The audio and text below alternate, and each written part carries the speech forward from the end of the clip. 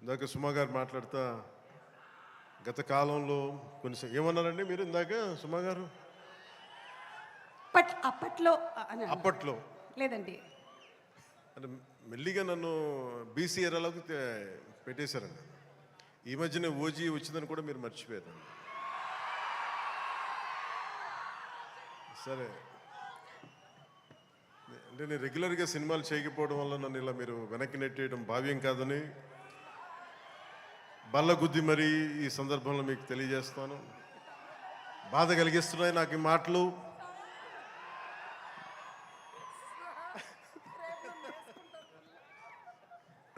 సరదాగా సినిమా నాకు చాలా ఇష్టమైంది. నాకు అన్నం పెట్టిన సినిమా, ఈరోజు ప్రజలకు సేవ చేసే గుర్తింపునిచ్చిన సినిమా. అందుకే నా నిర్మాతలు బాగుండాలని కోరుకుంటాను.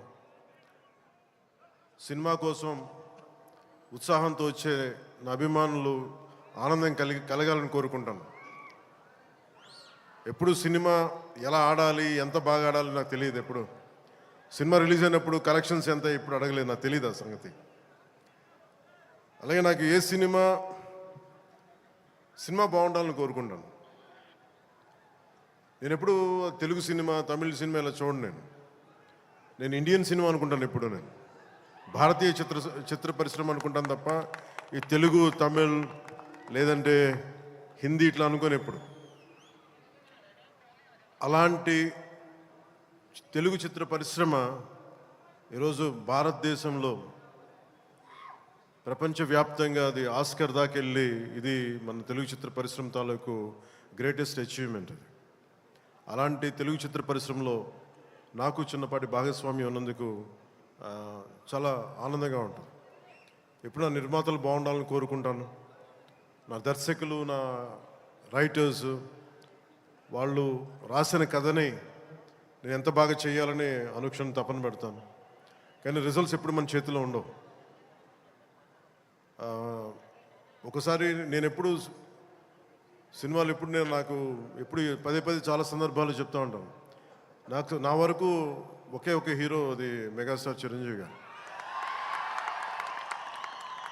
సో ఎవరైనా నన్ను మెచ్చుకుంటా ఉంటే నాకు అంటే మన హరీష్ అన్నారు చిరంజీవి గారిని పిలవాలి అని నేను మాట్లాడతాను, ఆయన ఫంక్షన్ పిలవాలి అది అంటే చెప్పాను, మీకు హీరో కావాలి అంటే నన్ను పిలవండి, మీకు తమ్ముడు కావాలంటే చిరంజీవి గారిని పిలవండి. చిరంజీవి గారు పక్కన ఉంటే ఏమైపోతుందంటే నేను హీరో అన్న సంగతి మర్చిపోతాను. నాకు ఏం మాట్లాడాలో కూడా తెలియదు నాకు ఒక్కసారి. అలాంటిది అన్నయ్య చిరంజీవి గారు మనస్ఫూర్తిగా ఈరోజు ఉస్తాద్ భగత్ సింగ్ ట్రైలర్ చూసి ఆయన ట్వీట్ చేసింది ఇందాకే చూపించారు. ఇందాక నాకు అన్నయ్య చిరంజీవి గారికి మనస్ఫూర్తిగా నా ధన్యవాదాలు తెలుపుతున్నాను. అలాగే మన రామ్ చరణ్, తను కూడా ట్వీట్ చేసినందుకు మనస్ఫూర్తిగా నా ధన్యవాదాలు తెలుపుతున్నాను. అలాగే దర్శకులు బుచ్చిబాబు గారు, పిఠాపురం నివాసి, సో వారికి కూడా మనస్ఫూర్తిగా నా ధన్యవాదాలు తెలుపుతాను. సినిమా స్టార్ట్ చేసేటప్పుడు ఎప్పుడు కూడా చాలా అద్భుతంగా రావాలి, 10 మందికి డబ్బులు రావాలని ప్రయత్నం చేస్తూ ఉంటాం. వన్స్ స్టార్ట్ చేసే ప్రాసెస్లో చాలా అడ్డంకులు ఎదుర్కొంటాం, చాలా ఇబ్బందులు ఎదుర్కొంటాం, చాలా కష్టాలు ఎదుర్కొంటాం. ఒకసారి సినిమా విజయం కొంచెం అడ్డు అందరికి ఇబ్బందిగా ఉంది, కొంచెం మీరు దయచేసి పక్కన కొంచెం పక్కన. సినిమా విజయం సాధించాలని అందరం పనిచేస్తాం. ఈ ప్రాసెస్లో చాలా ఒడిదుడుకులు ఎదుర్కొంటాం. ఒడిదుడుకుల్ని తట్టుకొని ఒక సినిమాని అనుకున్నట్టుగా తీసి విజయం సాధించడం చాలా కష్టమైంది. నిద్రలు ఉండవు. అందరం ఎవరి పట్టుకుడి కోసం పనిచేస్తాం. ఇది ఎవరిని ఉద్ధరించడానికి సినిమాలు చేయం, కానీ మా పని, మాకు ఇష్టమైన పని, మాకు ఉపాధినిచ్చే, మాకు తిండి పెట్టేది ఇది. సో ఎవరం కూడా సినిమా పోవాలని ఎవరు, ఏ హీరో కాదు, ఏ హీరో కూడా ఎవరు చేయరు.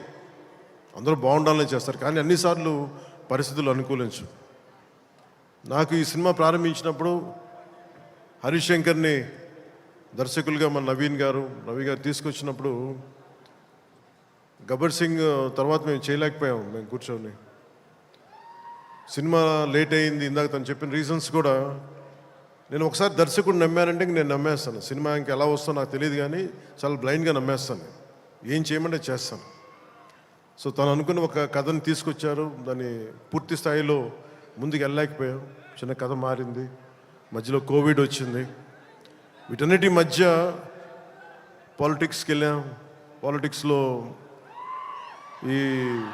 ఇప్పుడున్న పదవిని బాధ్యతలు తీసుకోవటం వల్ల వీటన్నిటి మధ్య ఎలా డేట్స్ ఇవ్వాలి ఎన్ని కూర్చోబెట్టి నాకున్న మన ఈ విధులకి ఇబ్బంది కలగకుండా ఎలా చేయాలనేది రాత్రి పగలు కూర్చొని చాలా తక్కువ టైంలో చేశాను. ఈ సినిమా చూసిన తర్వాత నాకు ఒకటేమనిపించిందంటే, 48 రోజులు చేసావా హరీష్? ఒక 40-45 రోజుల్లోనే సినిమా ఫినిష్ చేశాను, మేజర్ సినిమా అంతా. అది కూడా కరెక్ట్గా చెప్పాలంటే రోజుకి నేను పొద్దున ఒక 2-3 గంటలు, సాయంత్రం ఒక 3 గంటల అలా పనిచేశాను. కొన్నిసార్లు 5-6 గంటలు. అంటే నిజంగా ప్లాన్ చేస్తే నాకు సినిమాలు చేయొచ్చు అనే భరోసా ఇచ్చింది ఉస్తాద్ భగత్ సింగ్. తన హరీష్ అంత బాగా ప్లాన్ చేశాడు.